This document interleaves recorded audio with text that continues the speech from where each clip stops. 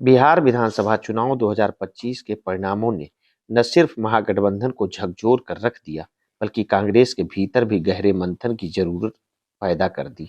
करारी हार के बाद जब रविवार को कांग्रेस की शीर्ष बैठक हुई, तो उसके केंद्र में सिर्फ एक सवाल था, पार्टी बिहार में इतनी बुरी तरह क्यों हारी और अब रास्ता क्या है।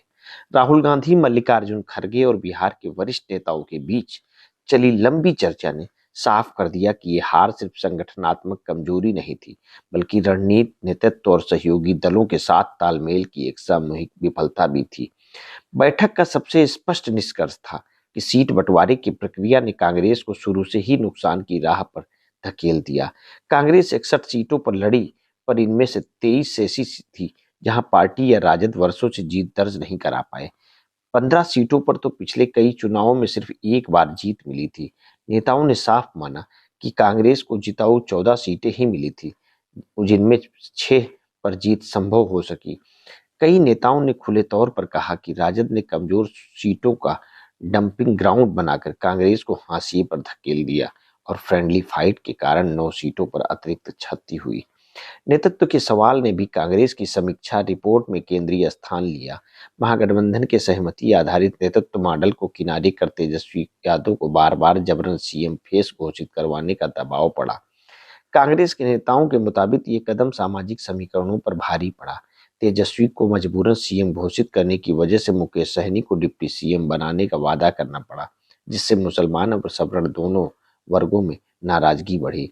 मुस्लिम वोटों का बड़ा हिस्सा ओवैसी और जदयू की ओर गया और दलित वोटों में भी सेंध लगी। समीक्षा में यह भी दर्ज हुआ कि तेजस्वी यादव नीतीश कुमार जैसे अनुभवी और स्थिर प्रशासनिक छवि वाले नेता के सामने अपनी पकड़ नहीं बना पाए। विपक्ष में रहने के दौरान जिस आक्रामकता और तैयारी की अपेक्षा थी, वो तेजस्वी के अभियान में दिखाई नहीं दी। मुद्दों रोजगार, पलायन, किसान संकट, लाभार्थी योजनाएं को तेजस्वी ने लगातार नहीं उठाया। चुनाव के अंतिम दौर में 18-18 रैलियां करने का असर तो हुआ, लेकिन संदेश देर से जनता तक पहुंचा। कांग्रेस ने यह भी स्वीकार किया कि बीजेपी का ग्राउंड मैनेजमेंट इस चुनाव में एक अलग स्तर पर था।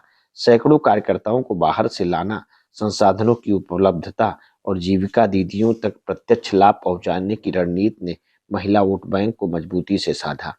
कांग्रेस नेताओं ने इसे चुनाव आयोग की मॉनिटरिंग की विफलता से भी जोड़ा, लेकिन विरोध के बावजूद कोई परिणाम नहीं निकला। वोट चोरी, एसआईआर और ईवीएम की कथित गड़बड़ी पर भी बैठक में बड़े स्तर पर चर्चा हुई। कांग्रेस का मानना है कि ये मुद्दा ठोस था, लेकिन संगठन की सीमाओं और राजद की कमजोरी पहल के कारण जनता तक इसे बड़े आकार में नहीं पहुंचाया जा सका। राहुल ने अपनी यात्रा के दौरान इसे उठाने की कोशिश की, लेकिन विपक्ष का संयुक्त दबाव नहीं बन सका।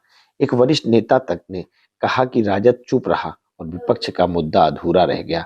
इन सारी चर्चाओं के बाद कांग्रेस ने नया रास्ता चुना है। अब लड़ाई आंकड़ों के साथ होगी। पार्टी ईवीएम, वोट चोरी और बूथवार अनियमितताओं के डेटा इकट्ठा कर सार्वजनिक करेगी। राहुल गांधी और खड़गे ने लालू यादव और तेजस्वी से बात कर आगे की रणनीति साझा की है। दिसंबर में दिल्ली के रामलीला मैदान में एक बड़ी राष्ट्रीय रैली की तैयारी शुरू हो चुकी है। इसमें चुनाव चोरी मुद्दे को राष्ट्रीय विमर्श का केंद्र बनाने की योजना है। बिहार की हार ने कांग्रेस को सिर्फ आत्मविश्लेषण का मौका नहीं दिया है, बल्कि ये संदेश भी दिया है कि आने वाले चुनाव में विपक्षी एकता, सीट बंटवारा, नेतृत्व मॉडल और जमीन पर संगठन की मजबूती को नए सिरे से गढ़ना होगा।